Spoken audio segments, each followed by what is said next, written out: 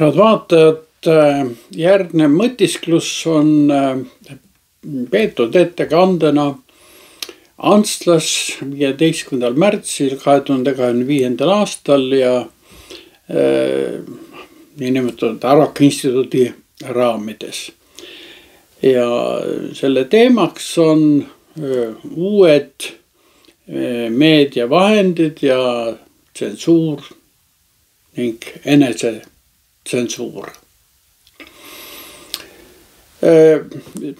Valmistudes hiljuti ühe teise mõtiskluse jaoks lugeda või mitte, sattusin Schopenhaueri mõttele, et parem oleks üldse vähem lugeda, sest võõraste mõtete lugemine ei soodusta oma mõtete sündi. See võtvad isemõtlemise võime ja soodustab intellektuaalset alaealisust. Liigne lugemine rikkuvat mõtlemist nagu liigsöömine, magu. Pealegi olevat enamus raamatuid halvad ja kaotavad kiiresti oma tähenduse. See skeptiline hoiak kirjanduse suhtes tuli kuidagi tuttav ette. Olin seda kohanud möödunud sajandi alguse kristlikes ajakirjades ja lehtedes. Et milleks lugeda romaane, lugeda tuleks hoopis piiblit ja sellesse süveneda. Muidugi Eesti Raamatu 500. aastapäeva tähistamisest rääkides räägime me ju kirjanduse lugemisest ja kirjandusest põhiliselt positiivses võtmes. Täna ei tahaks ma selles suunas aga edasi liikuda, vahel on põhjust küsida ka kultuuri ja kirjandusskeptilisi küsimusi. Minu väide on selline üldistav. Iga uus meedium, sealhulgas ka kirjutatud meedium, olgu see siis kirjutatud sabitahvlitele või kividele või papüürustele või pergamendile või paberile. Iga uus meedium tekitab alul vaimustuse, millele järgneb küllastumine, siis kartused ja kriitika ning lõpuks loomulik tarbimine. Kartus ja kriitika aeg on seotud sageli kas avaliku või varjatud tsensuuri kehtestamisega. Ajaloo jooksul on kirjutatud tekstide vastu võideldud mitmel põhjusel ja eri viisidel. Esimene selle suuna esindaja oli ehk Herakleitos, kes ütles, et kõik voolab, aga kahtles, kas kirjutatud tekst, kirja pandud tekst nii-öelda ei põhjusta alusetut dogmatismi. Ei saanud ju voolavat maailma fikseerida mingisse kirjeldusse. Sokrates ei kirjutanud põhimõtteliselt midagi, sest arvas, et see rikub mälu ja pealegi ei saa kirjutatuga olla elavas dialoogis. Tema õpilase Platoni puhul me näeme, et ka tema kirjutab vaid dialoogides ja just sellepärast, et säilitada seda, mis jääb nii-öelda dialoogi ridade vahele. Aga nüüd teeme suure hüppe varakristlikkusse ajastusse. Johannese evangeelium lõpeb prohvetlike sõnadega, on veel palju muudki, mida Jeesus tegi. Kui need kõik ükshaaval üles kirjutatakse, siis ma arvan, et ei suudaks kogu maailmgi mahutada raamatuid, mis tuleks kirjutada. See on Johannese evangeeliumi 21. peatükk, 25. salm. Paari esimese sajandi kristlik kirjavara ongi väga laialdane ja mitmekesine, kuid kirik ei reageeri mitte selle liigsele laiusele, vaid hoopis selle järsule kitsendamisele. Ja nimelt Marcioni poolt. Tema nägemus usuks vajalikust kirjandusest oli Luuke evangeelium, kuid ilma esimese 2 peatükita, sest need sisaldavad tema arvates liiga palju Vana Testamendi viiteid ja siis Pauluse kirjad, välja arvatud pastoraalkirjad. Ta väitis, et need tekstid on ainsad, mis vastavad Jeesuse õpetusele ning on vabanenud Vana-testamendi mõjust. Kirik reageerib sellele tsensuurile omapoolse Uue Testamendi kaanoni kujundamisega, mis oli Marcioni omast palju avaram, vältides samas kogudusliku traditsiooni seisukohalt vaadatuna kõrvalisi ja sekundaarseid tekste. Tuleme aga nüüd juba nii-öelda renessansi aega ja valgustuse algusesse. Gutenbergi trükipress koos reformatsiooniga toob kaasa rahvakeelse piibli leviku, aga ka suure hulga pamflette ja lendlehti. Vaimustus ja kartused trükitud sõna suhtes käivad nii-öelda käsikäes. Siia kuulub ka esimeste eestikeelsete trükiste tekstide lugu ja oluline on mainida, et trükiste eelkontrolli põhimõte võetakse kasutusele juba 15. sajandil. Valgustuse aeg on äärmiselt raamatulembeline, kuid ei puudu ka vastuvool. Trükitava eelkontrolli põhimõte võetakse 18. sajandil veelgi laiemalt kasutusele. Rooma katoliiki kirik koostab keelatud raamatute nimekirja Index Librorum Prohibitorumi ja see nimekiri kehtis kuni 20. sajandini välja. Täna käsitletakse seda rohkem mitte soovitatud raamatute nimekirjana. Kuigi see ei olnud otseselt suunatud valgustusaegse kirjanduse vastu, mõjutas see siiski selle perioodi teoste avaldamist.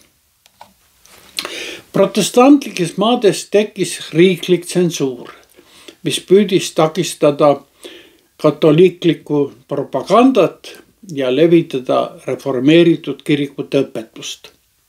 Selle tsensuuri mõju hakkas mõjutama ka ilmalikku kirjandust. Riigid hakkasid kehtestama trükkalitele litsentse ja raamatute eelkontrolli. Peab siiski ütlema, et trükkalid ise oma erinevate raamatute trükkimise suhtes olid vägagi avatud, kuid näiteks Prantsusmaal olid Voltaire ja Rousseau teosed tsensuuri poolt keelatud. Aga ikkagi trükiti nende teosed välismaal edasi ja levitati salaja. 19. ja 20. sajandil muutuvad ajalehed ja raamatud laiemalt kättesaadavaks. Nüüd laieneb tsensuur ka ajakirjandusele. Riigid kasutavad tsensuuri rahvusliku ühtsuse tagamiseks või ka sõjapropaganda toetuseks. Ilmuvad ka uued meediavahendid, raadio, filmikunst ja televisioon. Kõik tsensuuri põhimõtted laienevad järk-järgult ka uutele meediavahenditele. Ilmuvad ka uued tsensuurist huvitatud jõud ja teemad. Ideoloogiline kontroll ja poliitiline tsensuur, kultuuriline ja keeleline surve. Näiteks USAs ja Kanadas keelatakse põlisrahvaste keeles raamatute kirjutamine ja väljaandmine või sotsiaalne kontroll. Püütakse piirata teatud sotsiaalsete rühmade ligipääsu haridusele. USAs näiteks orjadele oli teatud lõunaosariikides keelatud õpetada lugemist. Siis on veel moraalsed ja eetilised kaalutlused, mille alusel tsenseeritakse kirjandust. Ikka on olnud raamatuid, mille sisu on peetud moraalselt ebasobivaks ja vägivaldseks. Näiteks keelati 20. sajandil ära James Joyce'i Ulysses. Täna tõstaksin esile uuspetismi reaktsioone kirjasõna ja uute meediavahendite suhtes. Uuspetismi tunnused, erinevus sellest vanemast petismist on eelkõige selles, et kui vanem petism oli rohkem huvitatud sotsiaalsetest taotlustest, siis uuspetismis rõhutati veelgi enam just isiklikku suhet Jumalaga. Rõhk oli emotsionaalsel ja kogemuslikul usul, mitte ainult rituaalidel või dogmadel. Moraalne eluviis oli nii-öelda fookuses. Kogukondlikkus väikeste palverühmade või piibli uurimise gruppide näol oli moes. Kindlasti esikohal oli ka missioonitöö, aktiivne soov jagada usku teistega. Kuna pietistlikud ringkonnad olid ise kannatunud kirikliku surve all, siis oma ideede levitamisel ja kaitsmisel ei võideldud otseselt kirjandusega. Küll aga leiti, et liigne lugemine, eriti ilmalikud romaanid või ka filosoofilised teosed võivad siiski usklikke eksitada lihtsast ja siirast usust. Philipp Jakob Spener rõhutab, et usuelu peaks olema südameasi, mitte pelgalt peast õpitud teadmiste kogum. Ernhuutlas ehk vennaste kogudus püüdis suunata oma liikmete tähelepanu sellele, milliseid raamatuid ja mis eesmärgil tuleks lugeda. Muidugi kesksel kohal oli piibli lugemine. Ilmalikku kirjandust ei peetud otse vastuvõetamatuks, kuid siiski tarbetuks või ohtlikuks, kui see uskliku tähelepanu Jumalalt kõrvale juhtis.